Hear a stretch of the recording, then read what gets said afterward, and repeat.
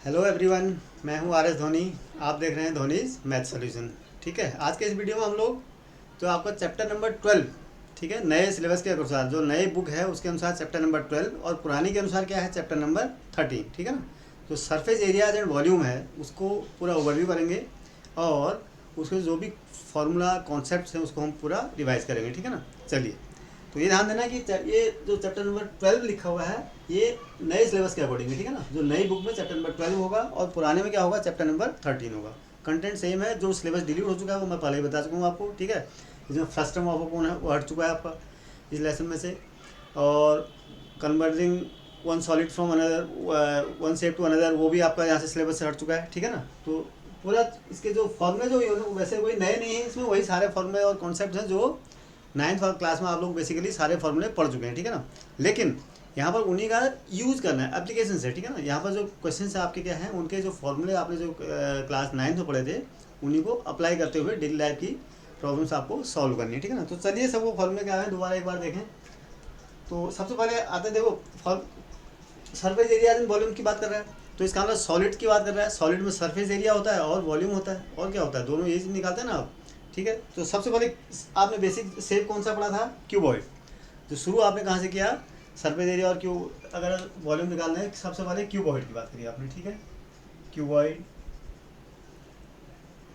Cuboid का shape के बारे में बेसिक जानकारी तो आपको पता है। ठीक है ना। कितने फेसेस, 6 फेसेज होते हैं और वर्टिसेस कितने होते हैं और उसके एजेस कितने होते हैं। ठीक है ना। तो वर्टिसेस कितने होते हैं उसके 8 और एजेस कितनी होती हैं 12। ठीक है ना। और 6 फेसेज होते हैं आपको पता है। ऐसे ही क्यूब में होता है। क्यूब, कोई क्यूबॉइड क्यूब कब कहलाता है, जब उसके सारे एजेस जो हैं, एजेस लेंथ जो है सारे बराबर होंगे सारे, तो वो क्यूब हो जाएगा। ठीक है ना। जैसे रेक्टेंगल और स्क्वायर में है ना, अगर रेक्टेंगल क्या होता है, रेक्टेंगल एक स्क्वायर बन जाता है कब, जब उसकी लेंथ और ब्रेथ सेम हो जाती है। ऐसी क्यूबॉइड की लेंथ, ब्रेथ और हाइट बराबर हो जाती है तो उसको क्यूब बन जाता है। ठीक है ना। तो सबसे पहले क्यूबॉइड की बात करते हैं।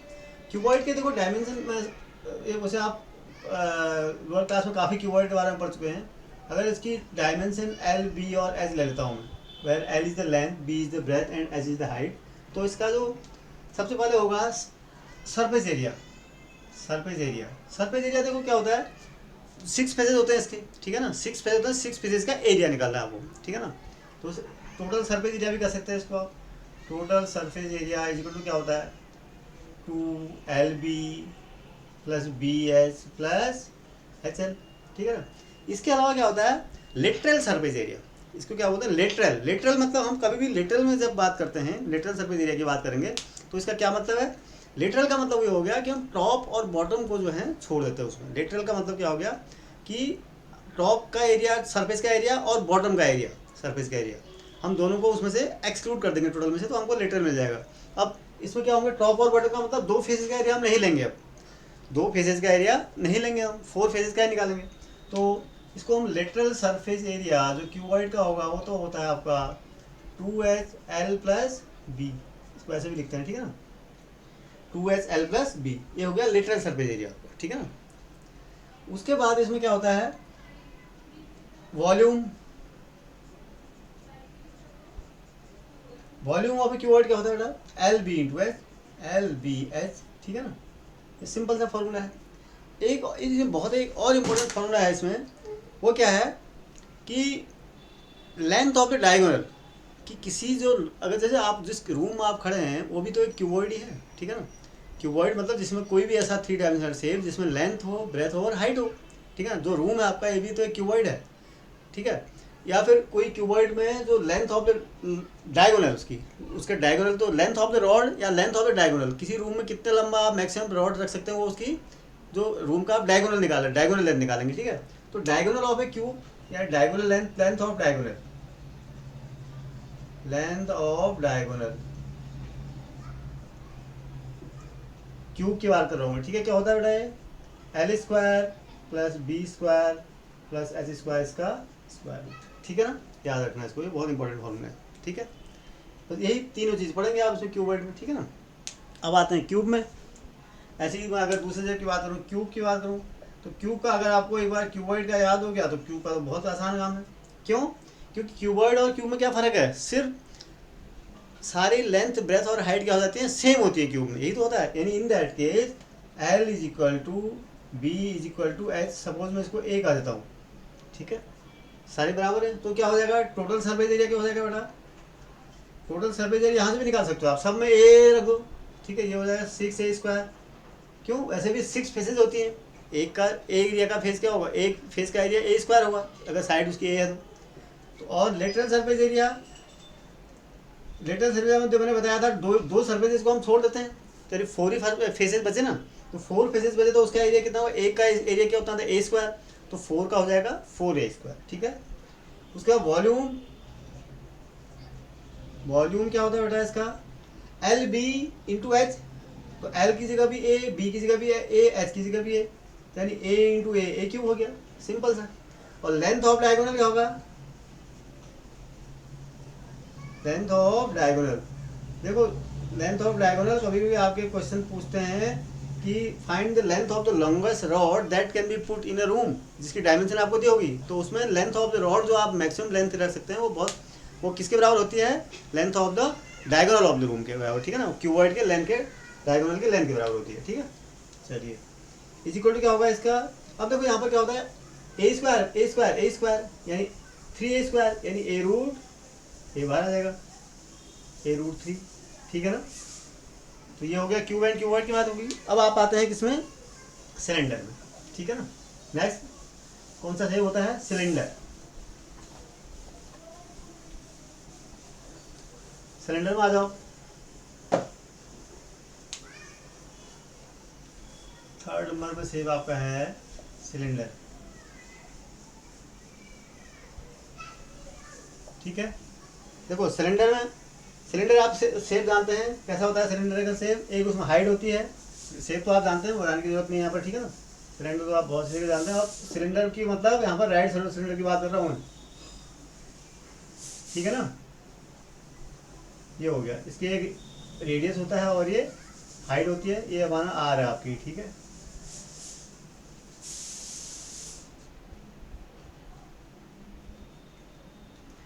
तो सिलेंडर का डायमेंशन क्या है, इसका बेस रेडियस मैंने आर ले लिया, क्या ले लिया, बेस रेडियस,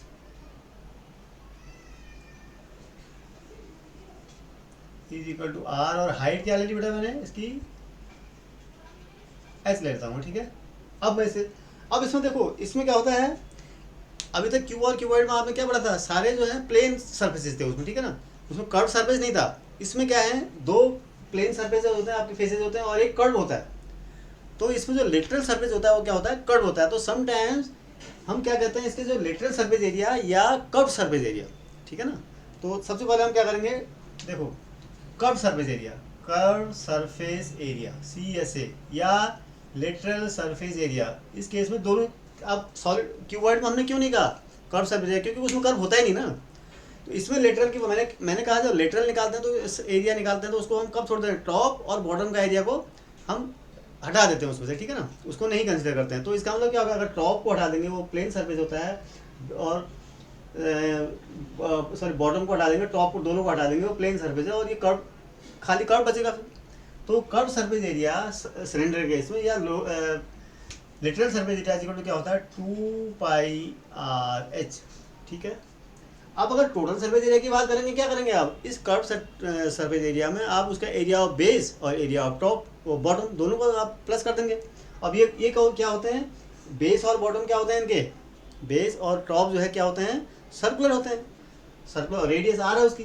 तो टोटल सरफेस एरिया ऐसे याद रखने की कोशिश करो ना, इक्वल टू क्या होता है, देखो बेटा CSA प्लस, दो बेस होती है ना भाई, दो बेस होते हैं, twice into area of base, area of base. अगर याद ना हो तो ऐसे आपको याद रखने की आसानी होगी, ठीक है। तो क्या होगा, 2πr/h प्लस 2 इंटू एक का एरिया कितना होगा बेटा, πr², सर्कुलर है ना, तो आप इसको आप 2π कॉमन ले सकते हैं, इसमें से 2π कॉमन लेंगे तो क्या हो जाएगा बेटा, 2πr, सॉरी, ठीक है, 2πr कॉमन ले, क्या बच गया यहाँ से, h plus r।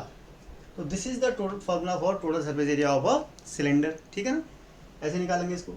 Total surface area के बाद क्या आप किस में आएंगे, आप वॉल्यूम में, वॉल्यूम इज इक्वल टू क्या होता है, pi r square h, area of base into height बोलते हैं इसको। क्या बोलते हैं, किसी भी उसका वॉल्यूम अगर निकालना हो आपको, area of base into height. Area of base, area देखो सर्कुलर है तो एरिया ऑफ बेस क्या हो जाएगा, pi r square into height h, तो पाई आर स्क्वायर एच, ठीक है ना, पाई आर स्क्वायर एच, ठीक है। ऐसे ही जो सरफेस एरिया होता है वो 2 पाई आर क्या होता है, पेरीमीटर ऑफ बेस, इसको हम ऐसे भी कभी कभी लिखते हैं, perimeter of base into height, ठीक है। पेरीमीटर क्या है, बस सर्कुलर था ना, 2 पाई आर, पेरीमीटर मतलब सर्कमफ्रेंस ऑफ द सर्कल, इसका पेरीमीटर क्या होगा 2 pi are, 2 pi r H. इस तरीके से आप लोग इसको याद रख सकते हैं, ठीक है ना। सिलेंडर हो गया, तो नेक्स्ट सेम में चलते हैं, दैट इज कोन। सिलेंडर के बाद किसमें आते हैं, कोन में, ठीक है।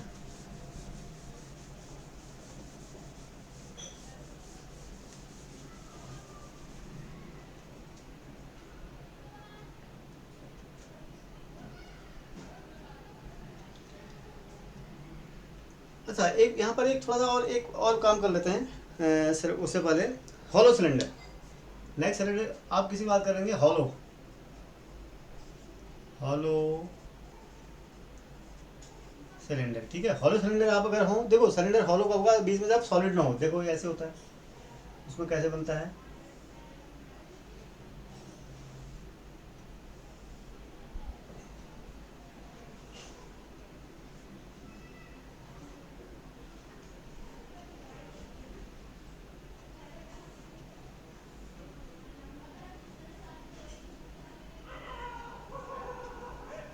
ये होता है हॉलो सिलेंडर, ठीक है।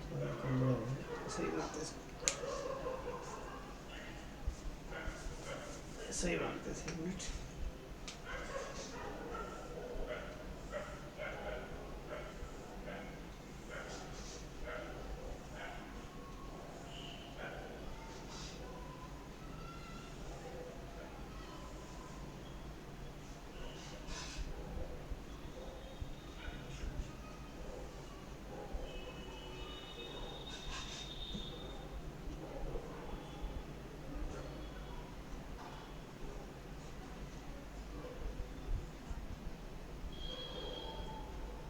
ऐसे हो जाएगा, ठीक है।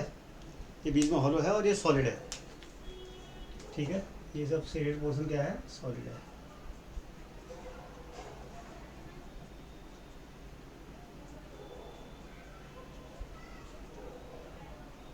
ठीक है। ये है हॉलो सिलेंडर। इसकी हाइट माना आपने क्या मान ली है, अब इसमें दो चीज़ होती है, हाइट तो सेम है, अब इसके दो रेडियस होते हैं, कौन से, एक तो देखो इंटरनल, यहाँ से सेंटर होगा, एक तो ये रेडियस होगा और एक ये होगा। तो एक होता है एक्सटर्नल रेडियस, एक होता है इंटरनल रेडियस। इसमें क्या होता है, लेट इसका माना एक्सटर्नल रेडियस आप मान लो इज इक्वल टू आर है, ठीक है। और इंटरनल रेडियस कितना है,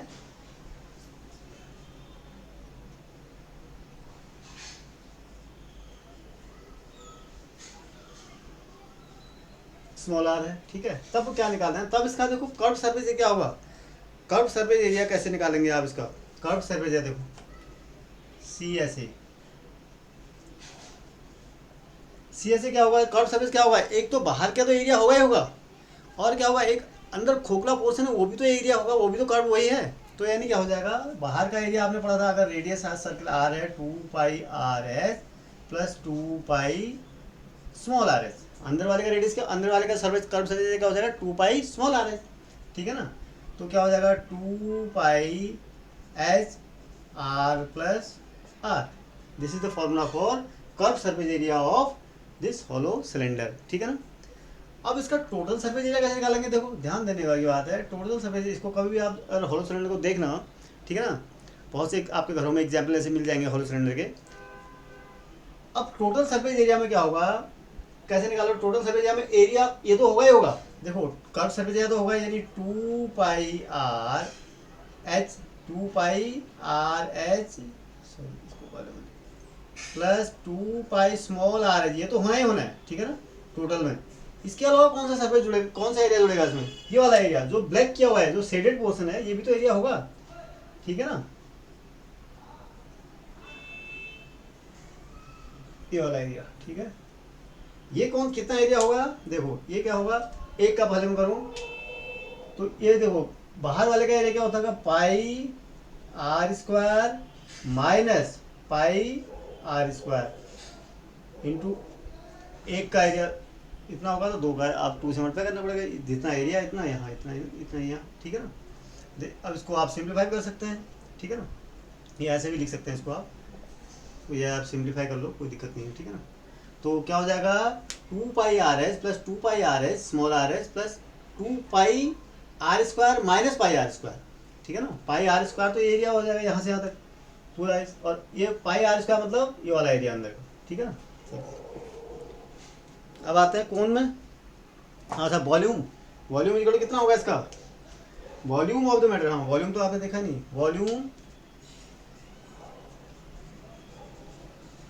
ऑफ द, इसको बनाने में कितना मटेरियल यूज होगा, volume of the material, hollow है नहीं, हॉलो है तो क्या होगा, वॉल्यूम वो नहीं निकालना आपको कंप्लीट, आपको तो निकालना है कि इसको जो वॉल्यूम मतलब इसमें भी जो वो भरा हुआ है ना, वैकेंट स्पेस भी तो है, तो क्या हो जाएगा पाई, वैसे वॉल्यूम क्या होता है हमारा, पाई क्या होता है r square h minus pi r square h, ठीक है ना, दोनों को आप वॉल्यूम माइनस कर लेंगे तो pi h r square plus r और r minus r, pi r r plus r minus, देखो मैंने r square minus r square को r plus r minus r लिख दिया, बस यही फॉर्मूला है, ठीक है ना। This is the formula for volume of the hollow cylinder, ठीक है ना।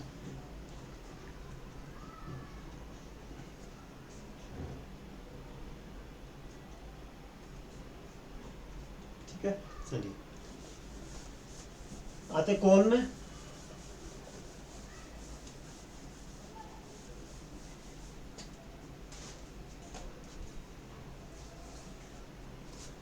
कोन, देखो मैं जो भी बात कर रहा हूँ कोन और सिलेंडर, इसका मतलब हो गया right circular cylinder, right circular cone, ठीक है ना। यहाँ पर जो आपके सिलेबस में है दैट इज राइट, कोन का मतलब राइट सर्कुलर कोन, कोन सिलेंडर का मतलब राइट सर्कुलर कोन, ठीक है ना। राइट सर्कुलर तो आप जानते हैं, क्लास 9 में पढ़ चुके हैं। अब यहाँ पर कोन की बात करते हैं, कोन में देखो 3 डायमेंशन हम लोग पैरामीटर्स लेते हैं, क्या अभी तक तो आप कोन में क्या होता है, ये एल होती है, स्लैंट हाइट इसको बोलते हैं, ये रेडियस आर और ये हाइट है इसकी, ठीक है, ये वर्टेक्स है, ठीक है। तो हमारे पास कोन की, हमारे पास बेस रेडियस कितना है, हमारे पास आर ले लिया हमने, base radius, if we have a cone और base radius is equal to r, height कितनी है बेटा इसकी एच,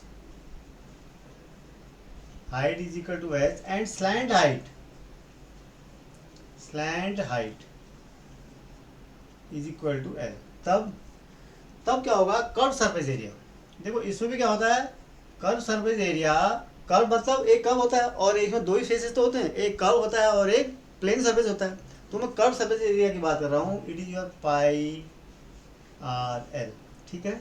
और एल किसके बराबर होता है, देखो ये फिगर से भी देख लो आप, एल इज इक्वल टू होता है r square plus h square का स्क्वायर रूट ऑफ दिस, ठीक है, ठीक है।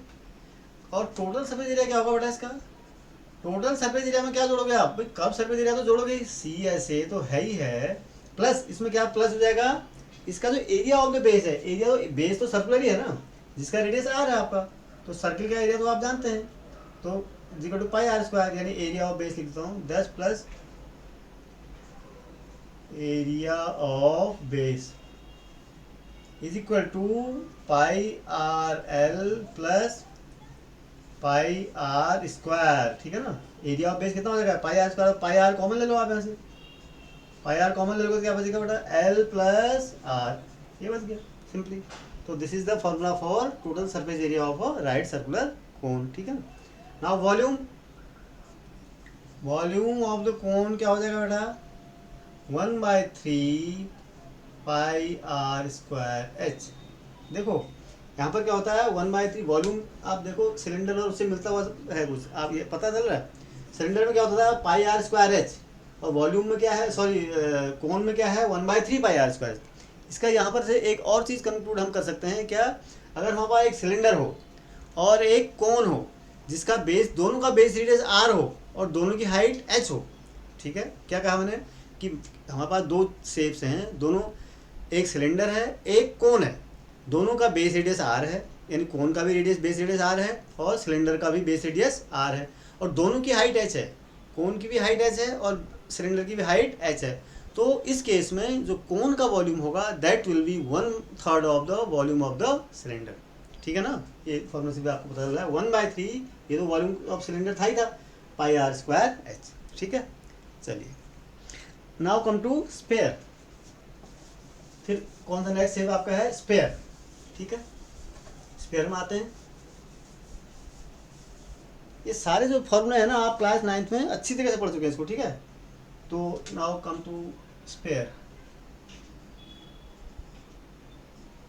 ठीक है। स्पेयर में क्या है, ओनली रेडियस, सपोज इसका रेडियस कितना है आर, एक ही आपका पैरामीटर होता है रेडियस आर। तो इसका कर्व सरफेस एरिया क्या होता है, मतलब कर्व सरफेस एरिया या सरफेस एरिया ही कहेंगे उसको, क्यों, इसमें एक ही सरफेस तो होता है कर्व, इसमें total surface area curve surface area कोई सवाल ही नहीं है, ठीक है ना। क्योंकि दोनों में क्या है, दोनों केसेस में पूरा हमारा सरफेस कर्व होता है उसका। तो surface area of a sphere, surface, खाली सरफेस एरिया ही बोलेंगे, इक्वल क्या होता है बेटा 4 पाई आर स्क्वायर, क्या होता है 4 पाई आर स्क्वायर, ठीक है। और वॉल्यूम क्या होता है, वॉल्यूम इज इक्वल टू होता है 4/3 पाई आर क्यूब, ठीक है, 4/3 पाई आर क्यूब, ये वॉल्यूम होता है। अब इसके बाद जो आए हेमी स्फीयर में, क्या आते हैं, हेमी स्फीयर। हेमी स्फीयर मतलब अगर इस स्फीयर को बीच से एक प्लेन से काट दें तो दो पार्ट, जैसे आप नींबू काटते हैं ना, आप जब आप कोई भी नींबू अगर दो काटते हैं बीच में तो क्या हो जाता है, नींबू ऑलमोस्ट एक स्फीयर होता है, स्फेरिकल शेप में होता है। आप काटेंगे उसको तो कैसा शेप हो जाएगा, यूँ लाइक दिस, ऐसा शेप बनता है आपका, ठीक है ना, लगभग ऐसे शेप बनेगा, ठीक है। This is the hemispherical shape. अगर माना इसका रेडियस आर है, क्या है इसका रेडियस आर है, ठीक है ना। तो हेमिस्फीयर के केस में अब इसमें क्या हो गया, देखो अब इसमें स्फीयर एक, अब हेमिस्फीयर अगर हो जाएगा तो उसमें कर्व सरफेस तो है ही है और साथ में प्लेन सरफेस भी आ रहा है, वो सर्कुलर है। तो इसमें हम total surface, curve surface area की बात करेंगे, या टोटल कर्व सरफेस एरिया क्या हो जाएगा, इसमें हेमिस्फीयर में कर्व सरफेस एरिया क्या हो जाएगा, ठीक इसका आधा 2 पाई आर स्क्वायर। फिर पूरा जो एरिया था कितना था, सर्किल पूरा स्फीयर होता तो क्या होता 4 पाई आर स्क्वायर। तो कर्व सरफेस एरिया कितना हो जाएगा 2 पाई आर स्क्वायर। और टोटल सरफेस एरिया कितना हो जाएगा बेटा इसका, देखो 2 पाई आर स्क्वायर तो है ही है, ये तो प्लस इसका तो प्लेन एरिया वाला है, ये वाला भी तो आपका सरफेस में उसमें जुड़ेगा ना, तो ये कितना हो जाएगा वो पाई आर स्क्वायर, ठीक है ना। This is equal to 3 pi r square. ये पाई आर स्क्वायर कहाँ से आया, जो ऊपर का टॉप शेप है सर्कुलर है ना, तो सर्किल का एरिया तो आप जानते हैं पाई आर स्क्वायर होता है। तो total surface area of a hemisphere is given by 3 pi r square, इस तरीके से आता है, ठीक है। नेक्स्ट फिर क्या आता है, वॉल्यूम।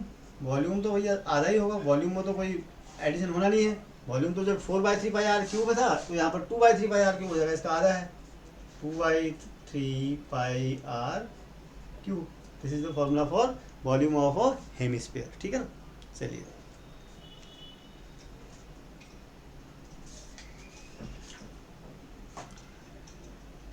तो यही आपके यहाँ पर इतने सारे फॉर्मूले आपके यहाँ पर हैं जिनका आपको एप्लीकेशन अप्लाई करना है, ठीक है। और फ्रस्टम ओपिकोन आपके वहाँ से हट गया है, ठीक है ना। फ्रस्टम ओपिकोन के बारे में आपके कोई क्वेश्चन नहीं आएंगे, ठीक है। पहले वो इससे पुरानी बुक्स में था और वो अब नए सिलेबस में, नए सिलेबस में वो फ्रस्टम ओपिकोन नहीं है, ठीक है ना। और conversion of solids from one shape to another, ये भी आपके वहाँ से हट चुका है, ठीक है ना। तो वो उसके बेस क्वेश्चन भी आपको नहीं करने हैं, ठीक है। चलिए ओके। अगर इस वीडियो को आपने एंजॉय किया है और इससे आप कुछ भी सीख पाए हों तो इसे प्लीज़ शेयर कीजिए, लाइक कीजिए और साथ ही साथ इस चैनल को भी सब्सक्राइब करें। Thank you.